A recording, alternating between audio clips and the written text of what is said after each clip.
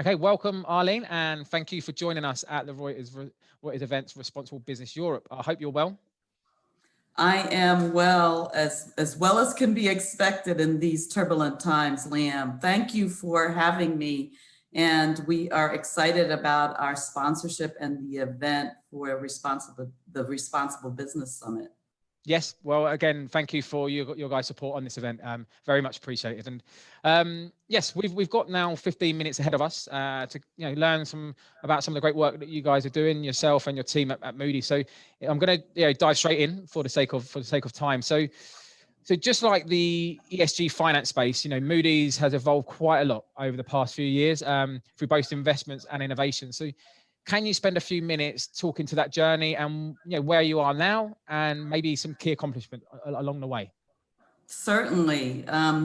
So what I would say is that our journey in regards to a comprehensive CSR and ESG approach has been relatively recent. So in 2017, actually based on some trends in the importance of corporate citizenship that we were observing in Europe, we decided to re-engineer our corporate social responsibility approach to be more research-based, aligned with our global footprint, and intersected with our business. And in that construct, we identified 3 pillars, and again, with research behind it. And the 3 pillars were, we would strive to empower small business with financial knowledge, because we know that small businesses are significant contributors to GDP and job growth, and they struggle with accessing credit, which is where we have a significant amount of expertise. The other pillar that we decided to focus on was activating an environmentally sustainable future. It was an important movement across the world and continues to be, even during the crisis that we've observed in 2020. And while we don't have a significant physical footprint, we don't own a lot of physical assets, we knew that given the expertise and the resources that we had, we could make a significant contribution to the evolving sustainable finance market. And then the third pillar was on helping young people reach their potential, particularly as it relates to supporting organizations that encourage young people to explore careers in finance, economics, and technology, really building up the pipeline of talent that we and other financial services firms need for the future. At the same time this was happening in regards to our sort of enterprise-wide focus, there was increasing investor and corporate appetite to better assess the ESG risk of their portfolios, their customers, and their supply chain. And there was a nascent but growing sustainable finance market. The availability of ESG assessments were vast, but was highly fragmented and not standardized nor transparent. And so there was a call for established rating agencies to bring more discipline to the market. And so we began to incorporate ESG factors in our credit ratings, but there was also increasing demand for assessing non-credit related ESG risk. And so in 2018 and 2019, we acquired adjacent businesses such as RDC and Reese to really supplement the enterprise risk management business that we had. And in 2019, we invested in ownership interest in Vigeo Eiris, 427, and Sintao to increase our capacity to serve the marketplace, specifically in ESG. That's quite a lot, quite a lot of change and quite a lot of both innovation internally, but also investment. So I imagine it's been quite an exciting few years for you guys. So, I know now, I understand that you have a dedicated ESG Solutions team. So, what are their responsibilities and how are they contributing to the evolution of ESG assessments and sustainable finance? Great question. So I talked about all of the activity, the acquisitions. And so in 2020, we knew we had to stand up a team that was going to be responsible for the coordination and collaboration of all those resources across the organization. So we stood up what is referred to as an ESG Solutions Team. It is led by Andrea Blackman, who is doing a phenomenal job regarding sort of not only understanding all of the capacity we have across the enterprise, but also positioning Moody's in a place where we're really meeting customer needs. And so the most important aspect of this was to enhance our customer experience by providing some clarity on the resources we have available that can really support their ESG needs.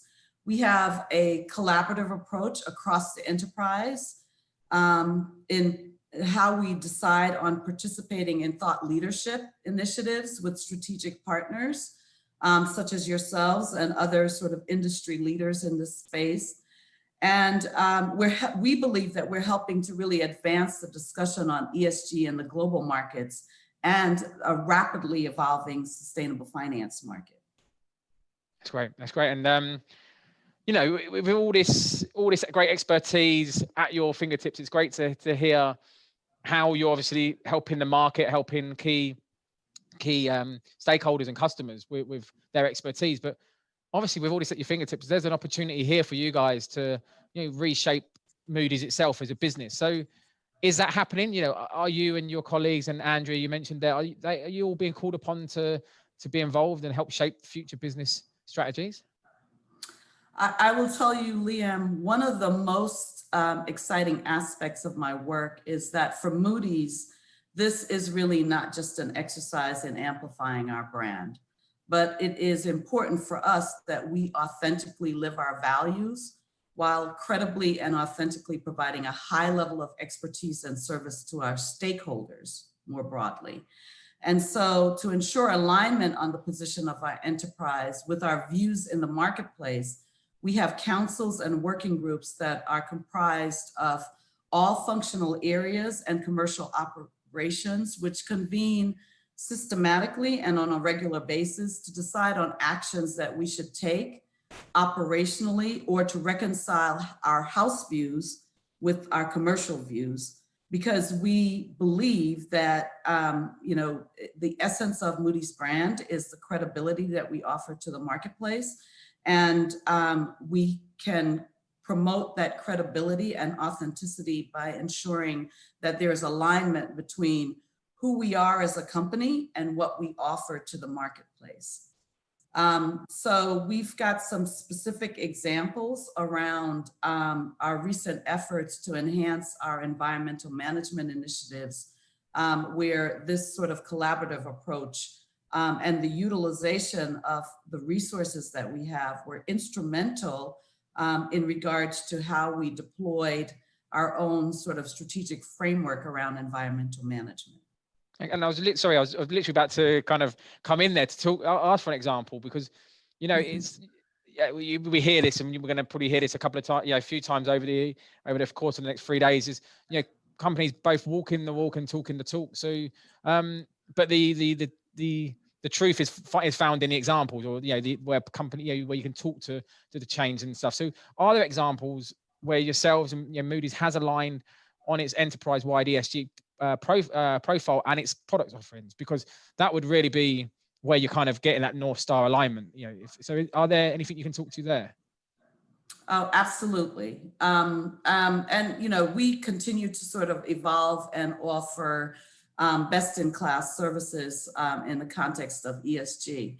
But I will tell you that one of the things that I am proudest of, and I think a really concrete example of how we've been able to sort of align our citizenship with our product offerings, was actually in response to the recent unprecedented events, including the global pandemic, the resulting economic downturn, particularly for small businesses, and the highlighted racial inequities and social injustices.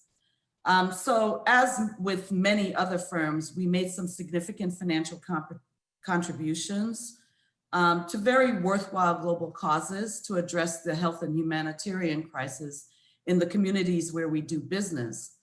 We also, though, increased our commitment to our social investment partners by providing non-restrictive funding and offering pro bono services to help them pivot to virtual programming and expand their potential funders. However, I am particularly proud of the contributions we made to provide much needed support and insights to the wide swath of our stakeholders. And that included providing free access to research and webinars around the economic and credit impact of COVID, the economic downturn, the impact of racial injustices on the economic future of not only the United States, but of the world, and other insights that we believe have been really important in providing a perspective to not only investors, but a broader swath of our stakeholders. The other thing that I would point out is we were able to harness our data analytics power, and particularly for policymakers and others who were seeking to formulate fiscal responses to the crisis. And so we lent some expertise as it relates to the data that we had, how to analyze it based on what they were trying to accomplish, of which they were extremely appreciative of. And then finally, we also had an opportunity to really modify our product offerings, which was a real demonstration of innovation in the company. We had existing technology platforms that we were able to modify in very, very short order to enable lending platforms for small businesses where there was fiscal stimulus in the US and in the UK in particular. We also created actually a product, and we did it in less than a week, but we were able to create a product that helped hospitals across the world to really assess the risk of their supply chain, particularly given the issues related to PPE and being able to source that in a very rapid fire but safe manner. And with that, you know, while we're proud of the financial contributions that we made, the value of the services and products that we offered were tenfold of our financial contributions. And so from our perspective, that was an opportunity to really show our stakeholders that you know, what we do as a company is integral to the communities that we operate in, and our corporate citizenship as it relates to really helping to drive a more sustainable and environmentally friendly world. Arlene, that's great to hear, and it's encouraging, and it's great to hear how companies are, you know, stepping up like yours has, you know, and you talk to that rapid innovation, and we've seen that across a multitude of industries, but the innovation that's actually trying to solve the social and environmental issues we see ahead of us. You know, it's great to see in such a troubling year that for many, for businesses Absolutely. and persons. So, you know, that the fact that it's still there, the innovation's there, the desire's there, it fills me with hope that, you know, as we go into next year, you know, entities like yourself will keep driving that ambition. And all I can say is thank you for that. Thank you to you and the team. I'm sure many who are watching right now really, you know, excited by some of the stuff you're doing, and look forward to hearing about the new innovations and new investments that will no doubt keep you busy over the months ahead. But thank you. And unfortunately, that's all we have time for. But I want to say thank Absolutely. you to you. Thank you for joining me. Thank you for sharing your thoughts. And again, thank you to you and your colleagues for supporting this event. Again, that support is much appreciated. So Arlene, thank you for joining us. Thank you, Liam. Thank you for the opportunity. I think as corporations think about long-term value, increasingly, we will all be seeking ways to contribute to a better world. So thank you for the opportunity, and we look forward to being innovative and serving our customers in an authentic and credible way. That's great. Take care.